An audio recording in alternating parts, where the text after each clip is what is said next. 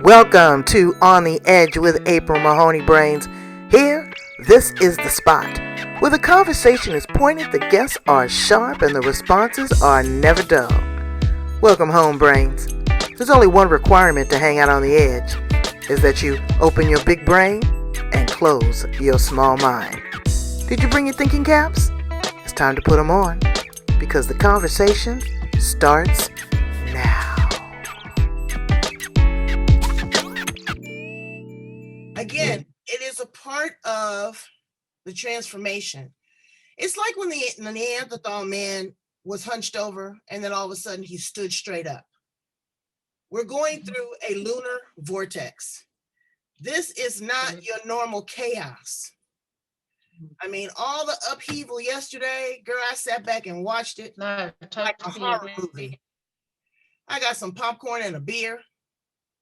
The sanctity of my home and my safety was amazing. But, you know, my husband has been on security details at the White House. And there's a lot of unanswered questions. There's so many things that are just going on in the world, period. The pandemic, nobody seems to be talking about the pandemic today. Every day is some new chaos. But there's no chaos here on the edge. Right? Okay. Yeah. Right here, this is the spot. This is the place where your conversations are pointed and your guests are sharp and the responses are never dull. Right here on the edge. Brains, look who I have from Kenya. I travel all around the world virtually. Let me tell you, I wish I could get some frequent flyer miles because I come up with the best and the brightest. I couldn't wait to have her on the show. I'm so excited. You know, I'm always excited, but I'm super excited because she's here from Kenya and she's got an incredible story. I mean, a story of survival and recovery from some major illnesses, but also she's an animal spiritual communicator. Oh yes, a real live Miss Dr. Zeus. She can talk to the animals. I mean, we're talking big game. Elephants, some of my favorite monkeys, silverback gorillas, and the wildlife. They're in Kenya, and so we're going to talk about that, and you know how we can help in those efforts because we better save the animals because the human beings is just really acting a fool. They're gonna kill themselves out. Well, yeah, and I've got some information about that, what I want to share with you, which a beautiful male giraffe shared with me. Well, let's get right into it. Brains, help me welcome our guest to the show today, Tamara or Tamara or Tamra or Tamar. I like Tamar Peters, and she is here from Kenya. Welcome to On the Edge. Welcome, baby. Yeah. So tell us a little bit about Wonderful, and thank you so much for having me. So tell me a little bit about you. Let's start at the beginning. This is going to be great. Okay, so I apologize if the quality of our call isn't great, but I am here in Kenya, which is in Southeast Africa. My background, if you can tell from my accent, is actually South African, but I was born in Zimbabwe, brought up in South Africa, and then I left when I was 31 and immigrated to the UK, where I spent 12 years there before moving to Spain 8 years ago. And 4 years ago, I started to split my time between Spain and Kenya, mostly because I really got the call to return to Africa. Mama Africa was calling me home, and it was time for me to return and figure out why I needed to come back. And so my amazing journey with the animals actually started after I'd had a pretty polite, is the best way that I can describe it, breakdown. Wow. And yeah, pretty much 5 years of trauma. You know, went through a really bad divorce. My mom got cancer. My dad got sick. Then he fell, broke his neck, and died. I went through an awful divorce. I walked out of an organization that really wasn't very good. And this all happened pretty much at the same time. Oh. And so I think my world just came crashing down. Well, mainly to be reset. Unfortunately, I fell very ill again. Because of it, I now have acute anemia, which is caused by chronic gastritis. mm, So it means that I have to have iron or blood intravenously on a regular basis to keep my anemia at bay. So wow. yes, health challenges has always been part of my life. I do feel that if you're a very empathic person, you tend to pick up other people's energy a lot more, and I tend to struggle with that a lot. Mm, So, trying to cut my energy and the links to those energies and so on. And I use a lot of my time with the animals in order to do that, because it really helps to ground me. Whereas I feel I can be ungrounded when I'm around a lot of people, especially during these very tense times. Not only are we struggling, on an individual level, but collectively, the world's pretty much gone crazy. right, right. It Which is. we kind of needed to do. It's like, I'm not surprised it's done this. We were getting too comfortable. There's a lot in the world that is not working. Oh, and part of that, and this has been my learning too, is that I always separated humans from animals. But Mm, actually, humans are an animal species. girl. They're an animal species that has intelligence. And so you would have expected that we could have done so much better with it. Well, I mean, but you look at giraffes, you look at lions, you look at elephants. They don't try to kill one another. They eat for survival. A lot of them are No. vegetarians. A lot of them are vegetarians. They don't eat meat. They're territorial, but once they get their area, they stay in that area. But here, as human beings, we are just merging into each other's lanes. We're killing each other just for the sake of killing each other. It's not for survival. Everybody wants to be right. Everybody can't be right. Everybody can't win. Yeah. It's called Mother Nature for a reason, and Absolutely. it's just really rough. But again, you have to be torn down to build back up. Yeah.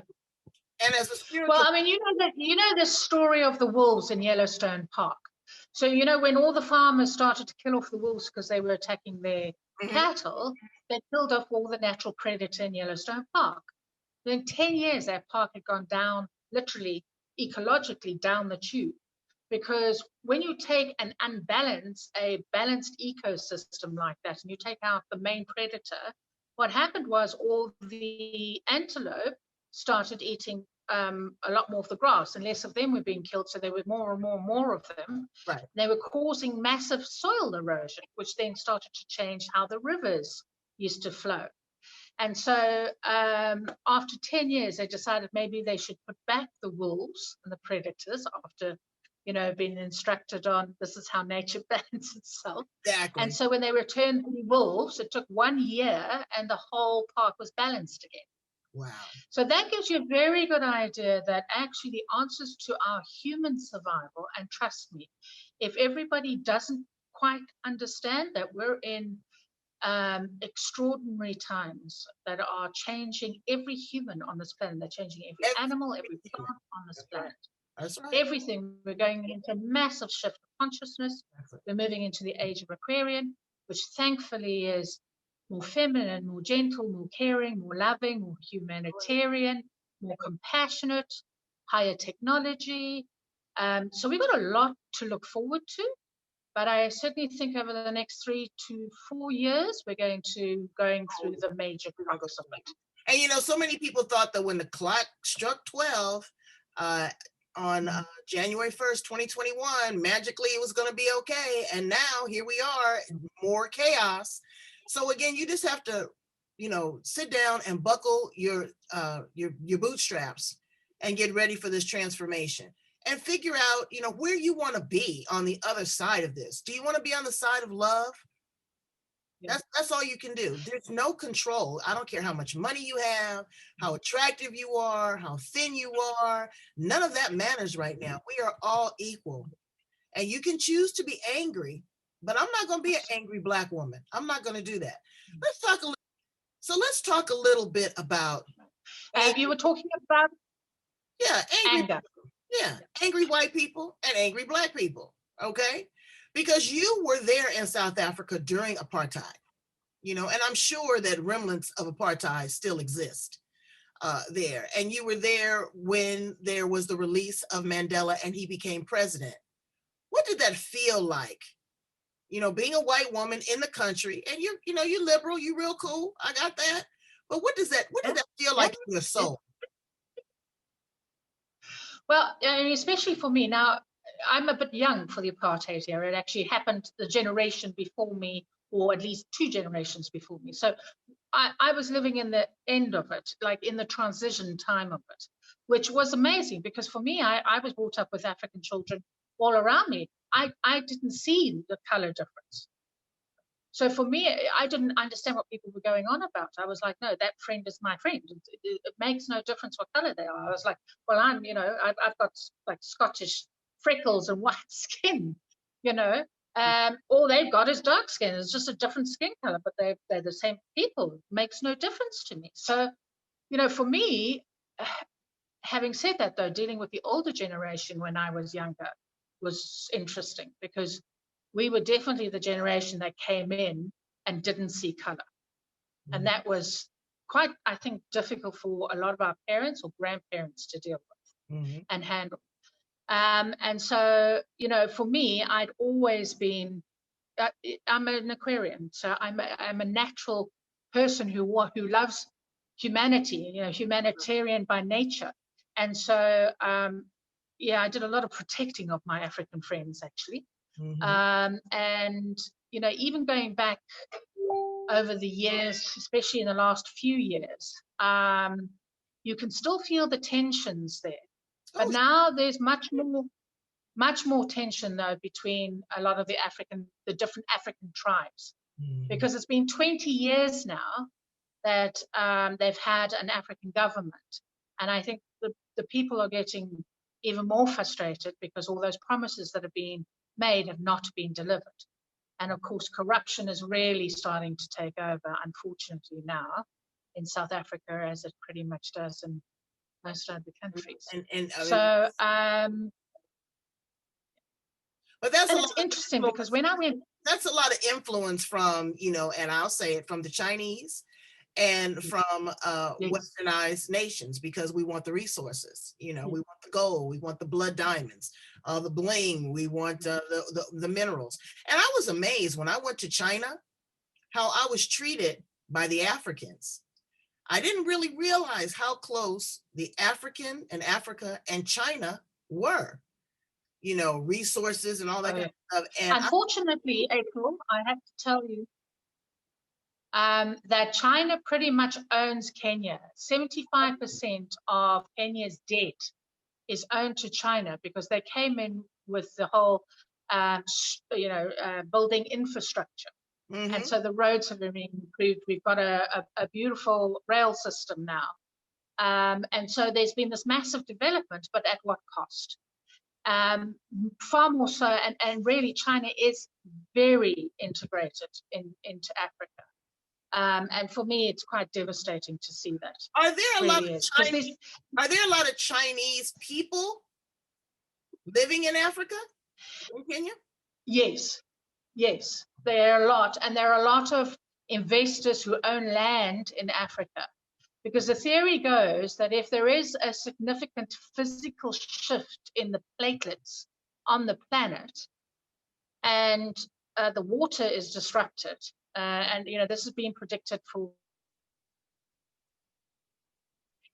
So you were saying something about the disruption of the water. So with regard,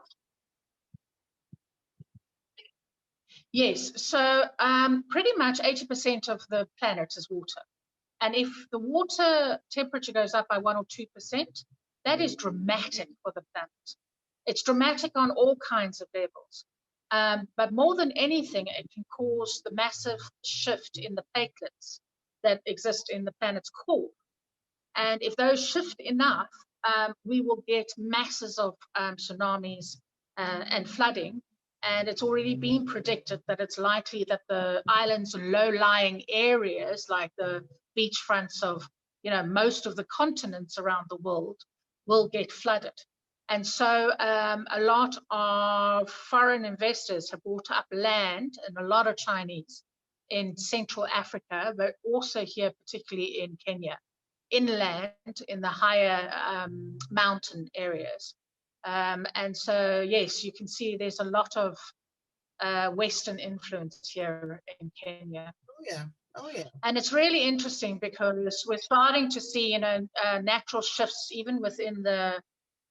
So, for instance, and nature is so amazing, and I'll keep saying this. This is where we, as human animals, need to go for our answers, because everything that we need to know is in nature. All we have to do is pay enough attention and respect it enough to take the wisdom of it and use it for our own benefit. Working with that in how we live our lives, and truly reconnecting with the land, the people, the animals, the plants, even in your own country, in your own state, in your own town. Just being present, being more involved, being more connected, I think will help us going forward. Well, tell us a little bit about the work that you do with the animals and how you became an animal communicator, and, really, how can we reconnect to Mother Earth? So, and it was a really interesting time in my life. I, got really sick from all this trauma for so many years. And I started getting these dreams and these visions in my meditation. And they were just of wild animals and things. And, I started to kind of question, what is going on with our wildlife. I've always had a natural love for it. I've always had a love for animals. I've been brought up with loads of animals, always had animals myself. And actually, when I started doing the animal communication, I really thought it was about learning how to, speak to our pets and farm animals and so on, because they're much more humanized than wild animals are. And so you can actually have a pretty awesome two-way conversation with pets, cats, dogs, whatever, because they're quite humanized. So they're very used to that. Whereas wildlife are not, and actually they don't see the need to communicate with humans. And it's quite interesting. And I get it. And it's not because we're human, they just don't see the need. They're like, okay, well, I'm not too sure what you want to know from me, but it's not like that they're interested in me. Does that make sense? Right. Wildlife are more about sharing messages with us that helps us as human beings, but also on an individual level. So I had a beautiful connection with a white female lion. Now they're very rare and very sacred, and her name was Nebu. And my connection with her was just unbelievably powerful. And really, that connection gave me the confidence to move forward in the way that I wanted to. So that's kind of how they influence us. But my initiation was through a white golden retriever that came up to me on New Year's Day 5 years ago, and basically was asking for help because I couldn't see anybody around him that looked like he owned him. And also his fur was really dirty from the sand. Anyway, so I saw he had a collar on with a name tag, and his name was Max. So I got the restaurant owner to phone the number and see if they could get hold of his owners. Anyway, while we were waiting for the people to come and collect him, I had this whole scenario playing over in my head. And I remember looking at my glass of wine on New Year's Day thinking, geez, maybe I've had a little bit too much. Because I got this whole little story of this little dog, of this dog going through my head. And then what happened was when the owner arrived, and actually it wasn't the owner, it was somebody who was looking after the dog on behalf of the owner, which he had already told me. And he had told me the story that he was from the next town, that he was staying with people who were looking after them and they weren't giving him enough attention, which is why he had run away. And now he was lost and wanted to go home. And she confirmed everything he said about that story without me telling her that he had said it. She just was telling me her story, which happened to match his. And I was like, I remember looking at her thinking, okay, I must be going really mad here. And she looked at me and she said, are you all right? I said, no, I'm fine. I said, it's just really extraordinary. I said, this dog is amazing. Anyway, he gave me a very deliberate look before he walked away and got into the car and disappeared, this lovely dog. And I remember I broke down into tears and I walked home, started to walk home, with tears rolling down my face, because I was very emotional. Like, I knew something had really shifted in me, something important had happened to me. And so when I got home, I started researching animal communication, and this enormous world opened up to me. And, when I did all the research for about 2 years on it, realizing how far back I'd gone into shamanism and obviously spirit animals and so on. And yes, it was just a revelation for me. And all those memories from when I was a child and used to play and communicate with my dogs and cats all came back. And so I suddenly realized, well, everybody can do it. Everybody is born with the ability to communicate intuitively or telepathically. It's just not something that's encouraged in school, in our society. Only the 5 main senses are, because those are the ones that can be controlled. Whereas intuition and telepathy cannot be controlled. So it is not encouraged. And having said that, you know what? But the thing of it is, it's also shamed and it's suppressed. Yes. I remember my daughter always had an invisible friend. I'd have to set up a place at the table. She'd get her hair done and her invisible friend would be with her.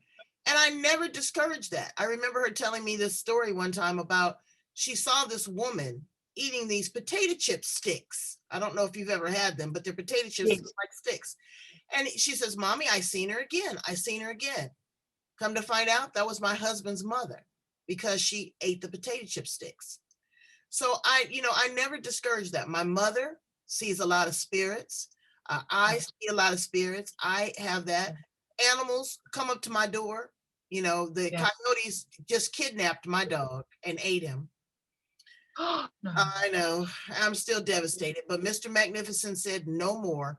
But they come literally, Tamar, up to my door. Yeah. Up to my door. But the problem is that we're living in their territory, and we can't cohabitate when we're. And of course, it's like me and the monkeys here. I mean, they're so prevalent here, and it's because we've taken their entire territory. So they have to co-live with us. And of course, animals will always take an easy meal or an easy catch, always, because it's survival for them. And so that's unfortunately why, if you've got a dog or a cat, a coyote will go after. It's the same with the monkeys. But you know what? Let me ask you about monkeys, because I was never really, my mother loves monkeys. She wants a pet monkey. Told her no. But I went to the zoo and I went and on the behind the scenes tour, and I got to interact, and well, not really interact, but get up close to the silverback gorillas. I think that's one of my favorite animals now. Their fur was like mink. It was shiny. There wasn't a flea. There wasn't a patch. Nothing was wrong. And they are vegetarians. And when the male would beat his chest, I mean, it just rippled. It was incredible. And the force and the power and the strength was, it was amazing. My second favorite animal are elephants, which are big and strong and, thoughtful, but yet kind and tender. And they're very community oriented. They take care of their pride. They take care of their children forever. They live forever. So those are really, really powerful animals. And you are working with preserves there against these big game hunting monsters that are killing them. Tell me a little bit about the work. And that was one of my, so my background is in event and business management and in conscious leadership mentoring. And I've been doing that for 28 years, the mentoring a little bit more recently. So when all this animal thing happened, I was awakened to the animal communication, and it really grabbed me. And I thought, this is something I really need to do. And then I had this beautiful white lion called Mandla who came and visited me in my dreams. And he's the one who actually pulled me back to South Africa, because I then got in touch with Linda Tuck, who runs the Global White Lion Protection Trust. And it's the only sanctuary for white lions in their endemic area where they're naturally born, which is in Timbavati near the Kruger National Park in South Africa. And I called her and I said, it's going to sound really strange, but I've had this male lion. He's got a V in the front here. And I see on your website, that's the lion that comes to me in my dreams. And I said, you're going to think I'm crazy. And she went, no, you're being called. Absolutely. She said, it happens all the time. And I'm like, sorry, excuse me?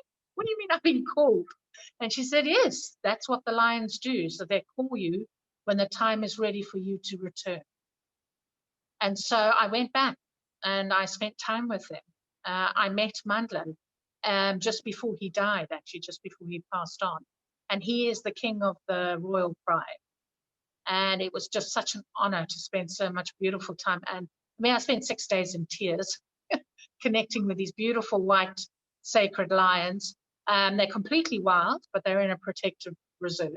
Wow. And our interactions with them were just beautiful, just from heart to heart. I mean, at one time we had the two male brothers, white lions, sitting on either side of our 4x4, and we could feel the energy arc between them of what they were doing with us and how they were working with us energetically. It was magical. It was life transforming. And that's another thing I learned when I went to China. I didn't know that China didn't have any lions until the African people gave it to them as a gift. Correct. And now when you go into restaurants or places of worship or right next to the Buddha, you see the lion. Yeah. So there is symbolism there. There is energy there. There is connectivity. The problem with that, unfortunately, is that there means that there is a massive demand for lion bones, lion claws, anything lion. Because the Chinese like to take these things as aphrodisiacs. Oh yeah, I know, and the tusk of the elephant. Now I'm seeing. So now they've stopped taking the tusk because, of course, now that's become really unpopular, and there are massive, anti-poaching programs in place now. But they've got clever because now they've stopped hunting the elephants and they've moved on to the lions. And so this is like the new trade that started. And, South Africa particularly is trying to really fight it as best as we can. But when there's so much money involved and its poverty is so great, this is what tends to make the perfect storm. And unfortunately, it's a lot of American men who come out and pay a lot of money to hunt a white lion, which has been actually brought up in captivity and then just released so he can shoot it for fun.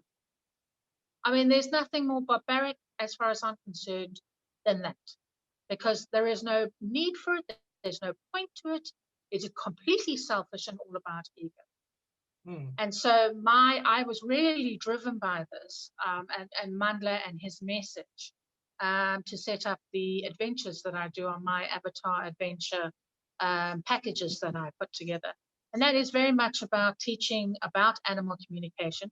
But it's more animal communing than communication, because it's not always necessary to communicate, as in how we understand communication. Right. So we do a lot of work with people before they come on their trips. And then here in Kenya, we focus on the African elephant, which is just the most beautiful animal on the planet. I have about, 20 or 30 elephants sitting in front of me. I travel with them wherever I go. I love them. I absolutely love them. That is one of my spirit animals. That and an owl. So tell my brain a little bit how to get in contact with you to, support you in your efforts, make a donation, get more education so that we can really kind of preserve us as a species as well as the animal kingdom. And it's going to be us women, really. because we're the empathic ones, we're the ones that are nurturing and caring. We're the ones who are going to really look after the lions. So I'm not, and the elephants and all of them, I'm not saying just us, but yes, women are more predisposed to do it. And also, you know, they have a softer side, that connection, and I'm wanting to protect animals. So I have my website, which is myavataradventure.com. And that will inform you of all the different adventures we do. So we do the lions here in Kenya. We do the silverback, well, the gorillas and monkeys and chimpanzees in Uganda. And then we do the dolphins, wild dolphins in Mozambique, and the white lions in South Africa. And now we're looking to do some meerkats in Namibia and do the Serengeti as well. Oh. So we have a number of different opportunities there. In addition, I've got a project called the Sacred Wildlife Project, and that is for people who can't do the adventures. We want to be able to share a lot of free content and information, interviews, training courses to help people really get engaged in making a positive change with helping with wildlife. So we like to link them up with grassroots level projects that they are interested in, and then helping them to donate, do whatever they need to do. So we're designing that platform at the moment. We're trying to raise some funds for that. So if anybody is interested or wants to get involved or thinks they can help, because we're always looking for people that we can collaborate with, just like yourself, April, because there's no point at how good you are at something or doing it if people don't know about it. Absolutely. And especially for us, the American market is a very important one. I find most of my clients come from America, and most of them are like me. We're of a certain age, anything between 30 and 80. I had 2 wonderful 80-year-olds on last year who came and joined, and in fact, their friendship that they created over the trip was one of the huge benefits of it. It was life transforming for them. And so, yes, we want you to leave Africa with a little piece of its soul in you and a little piece of your soul left in Africa. Right. And so that it's life-changing. And then, you know, we continue that relationship with our clients ongoing because they come to some of our other adventures or get involved with us in other ways. So we're very much about community and collaboration. It is so important if we're going to survive on this planet, you know, because the resources, the water, the temperament, the level of love, understanding, compassion, food, all of that is, you know, it's at a very tenuous time. And so and yet our souls decided to be here at this time. So there is that for us. There are massive learnings for all of us. So I think we're very privileged. It's scary, sure, but it's also exciting. It is. And I think that we've got so much to look forward to. And all of us have always got tons to be grateful for, whether they're easy experiences or difficult ones. There was one thing you were going to share with me before we conclude. It was the story that the giraffe told you. Share that with us. Oh, yes. So one of the ladies in our vehicle needed the toilet, and a proper toilet, not a bush toilet. So we were on our game drive, and so we had to find a game lodge where we were, and lucky enough there was one close by. So on our way there, we came across this gathering of these beautiful giraffe. Listen to me, it's sounding American. You know why? It's because I have a thing with my American clients. I said, they're not allowed to say zebra. They have to say zebra. Because in Africa, it's zebra. We don't have Z anything. So it's zebra. But when you're back in America, you can say zebra. And then I just went and did the giraffe thing, which was what they were, because I was saying giraffe, and they were going, it's giraffe. So, sorry, we always have fun talking about that. Anyway, going back to our lovely giraffe male, he kind of separated himself from the rest of them, and these males were going after females. They were obviously on heat, but he actually came right up to the vehicle where we were sitting, and he stood right in front of me. And I remember having to kind of duck my head down so I could see up because he was that close. And I just, this beautiful connection with him. And he was saying, so so when you learn to communicate, it can be in different ways. So you can see pictures, you can hear sounds, you can have feelings, you can have intuition. I have what they call, it's a knowing. I just have a sense of knowing, and I get these messages and I just pretty much repeat them. And so what he was saying to me was, we appreciate that you're trying to look after and protect us. But as humans, basically he said to me, look at the way humans treat each other, then you'll know how you will treat us. And I'm like, ow, that's painful. That's very painful. And I was like, that's true. I'm like, look at how many starving children there are in the world. Look at what we're doing to each other. I mean, that to me, at the end of the day, that was the point he was making. It was like, in your own species, look at what's going on. We don't expect you to have compassion for us, but if you've got some spare, we would appreciate it. Wow. And it was just it hit me so hard. And I was like, okay. And the other thing, he was like, humans are animals too. And because I wanted to ignore humans, to be honest. I was so angry and upset at them, having done all the work that I have with all the different projects with animals and things. You see the worst side of humans sometimes, as well as the best side, of course. So, I've always wanted to really do something more proactive with it. And that's why I'm doing what I'm doing. I want to be able to take this message out to more and more people across the globe. Well, you're doing a fantastic job. I'm glad that you Thanks, did it right here on the edge with me and my brains. You're absolutely, you're stellar. And you haven't given up. The charge is there. No. Brains, we're going to leave it with that.